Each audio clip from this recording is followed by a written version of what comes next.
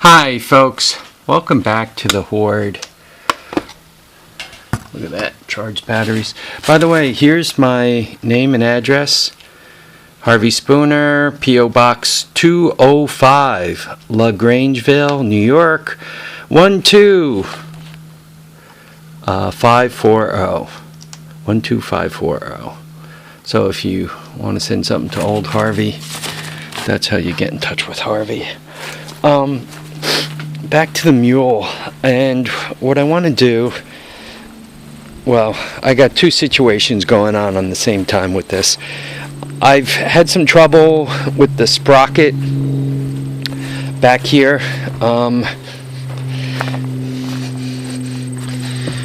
and I talked about it in the last video. I got just under 1 inch where that sprocket's hooked up, and then I have just over 3/4 of an inch where the rest of it goes, and I had to cut a keyway and all that.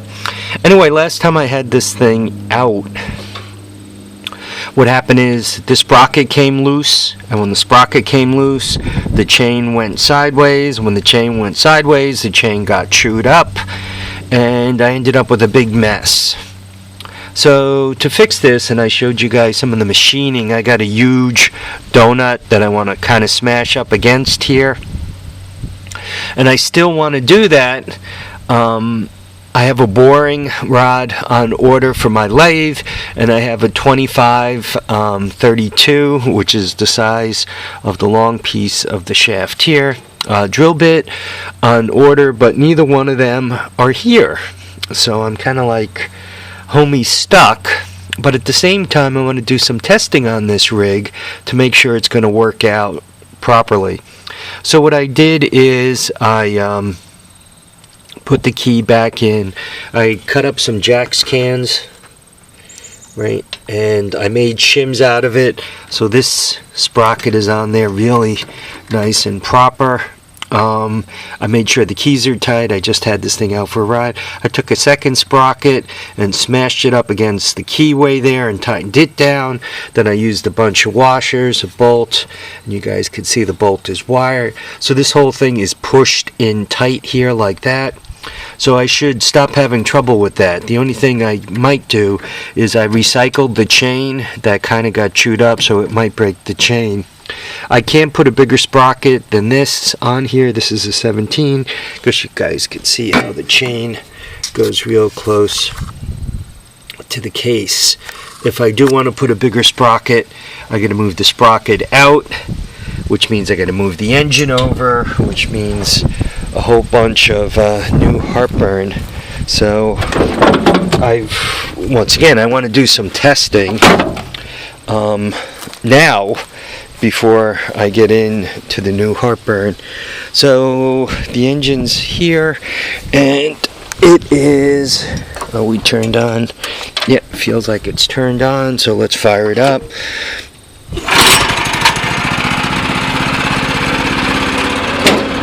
So let's hit this thing with a couple of tests just to see if it's going to do what I want it to do, or if I have other things I have to do for it.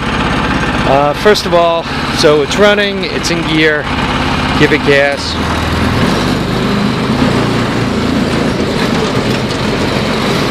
And she takes off pretty good.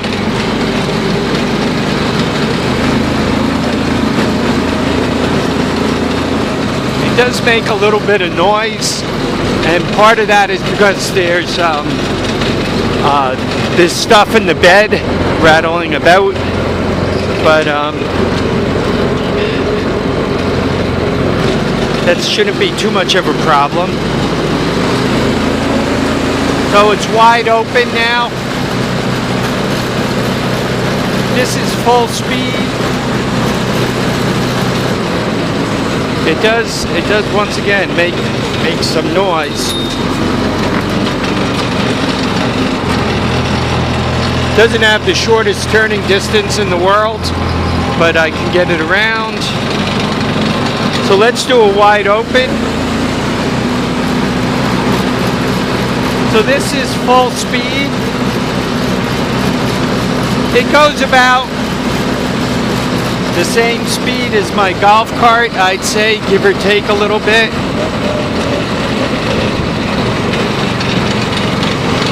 So that's one thing I wanted to test. Another thing, you guys could see this hill here. It's a pretty steep hill.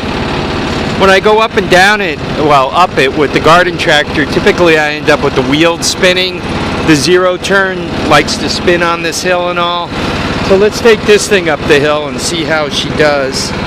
So just, you know, it's pretty steep. So wide open.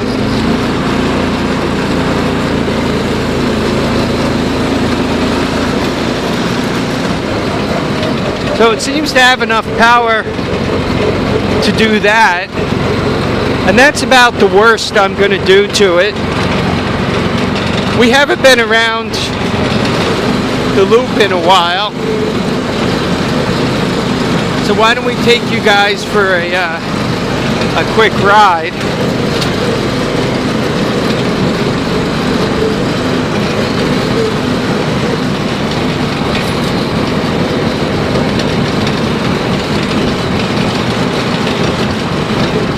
At this point, if I had work that I wanted to do today,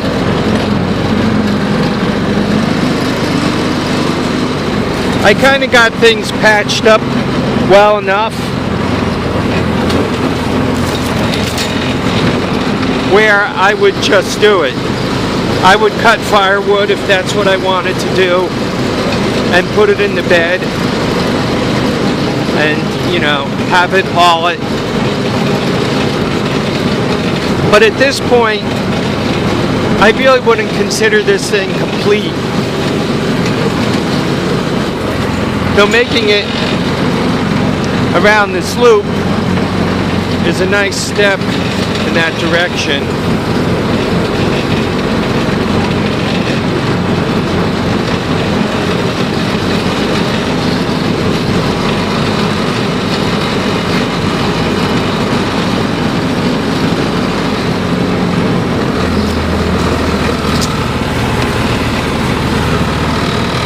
It doesn't have brakes, and it does roll pretty good. You guys picked up on the Al Bundy pushing his car joke.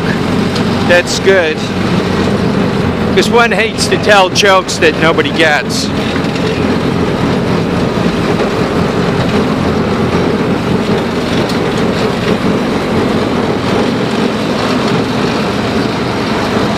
Now it rained over the last few days, so hopefully this isn't too wet back here. Nah, it looks good.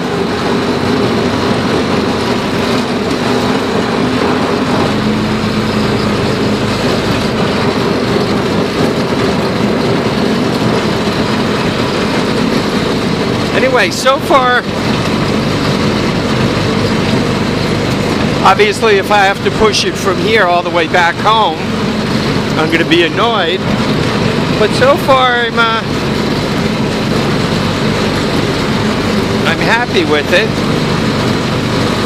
It seems to be able to do the Spooner500 loop.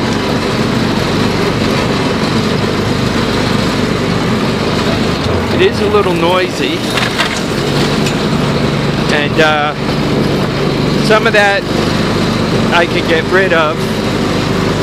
It's very easy to turn, which I like.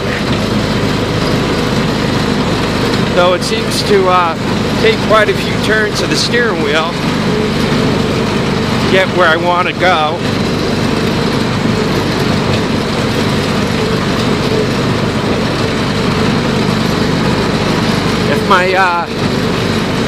If my buddy Chuck were around, he'd be annoyed at me, tell me I'm scaring all the deer away.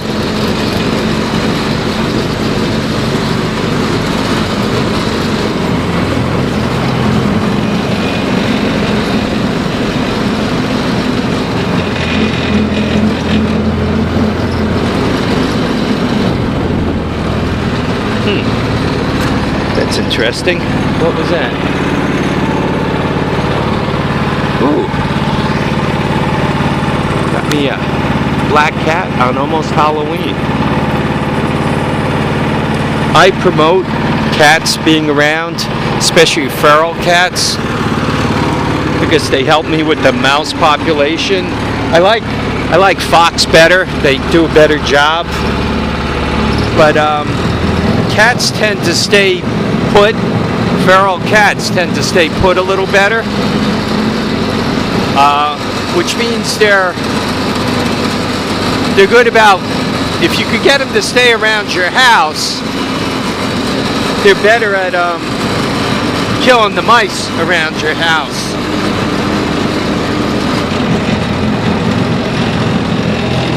Fox seem to travel more, and because they travel more, I think they kill mice all over the place. But I don't care about mice all over the place. I want the mice around my house to die, to become part of the food chain. I don't want to bother anybody's sensibilities. But when you got a horde like I do, finding that mice are messing with all your stuff doesn't make you very happy. Now, this isn't gonna make it under the trees very well.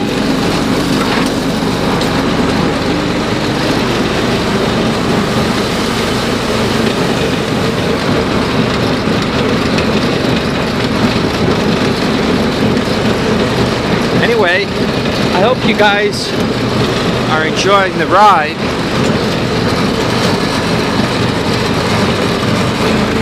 It does make a racket for sure. But I think I got the gear. I think I got the gear ratios about right. By the way, I was back here the other day. Yeah, right here. I don't know if you guys can see that, but I think a bird of some kind. I don't know what kind of bird that is, but it looks like it had a bad day. I see there's some small turds here.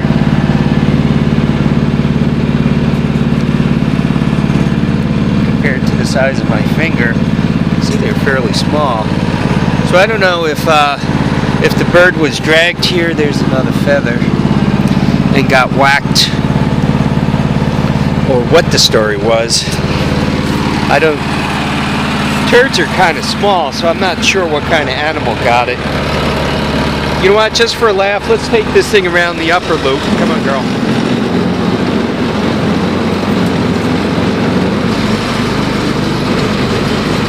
You know what? I think the gear ratio is good. I think, well, not like I have a lot of choice.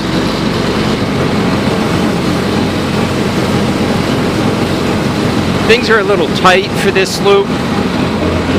I don't know if you guys remember, but just ahead here, I crashed the golf cart into that stump, just like, unfortunately, this thing is doing. Okay, here comes Al Bundy's car.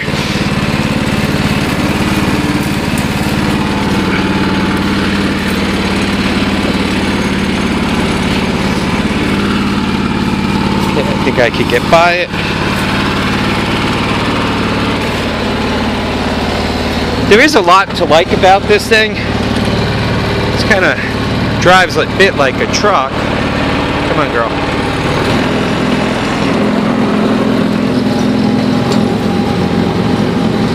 But it's got a sturdy feel to it.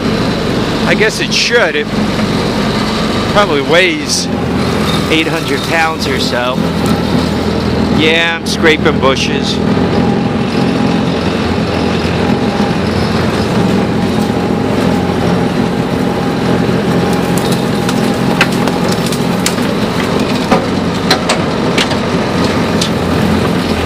Well,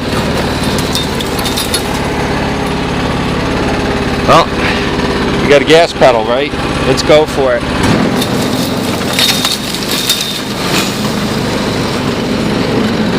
Well,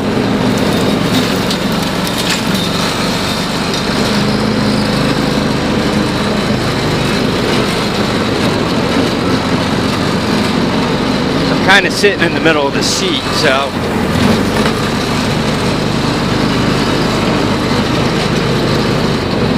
a lot of times when some creature is caught and consumed, I see it along here. I'll see the remains.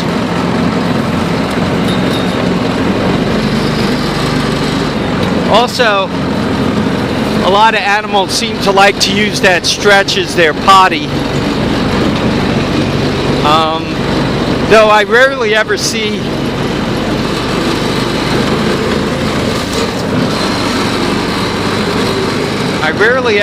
deer turds there.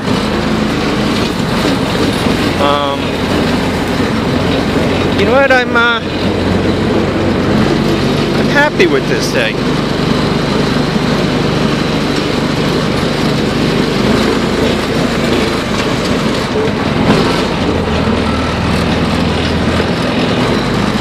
I wish it was a little tighter from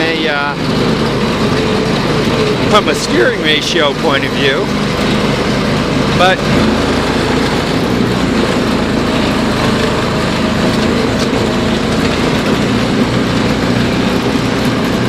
so it's up against the governor.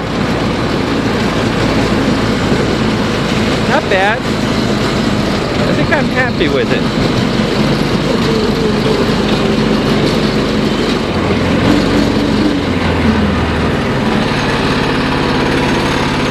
So here we are. I don't know, guys. Let me know what you think.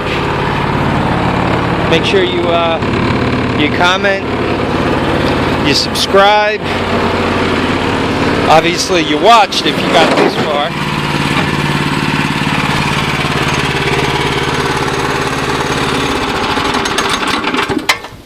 Yeah, you know what? I'm happy with it. I'm going with it's working. It's okay. It's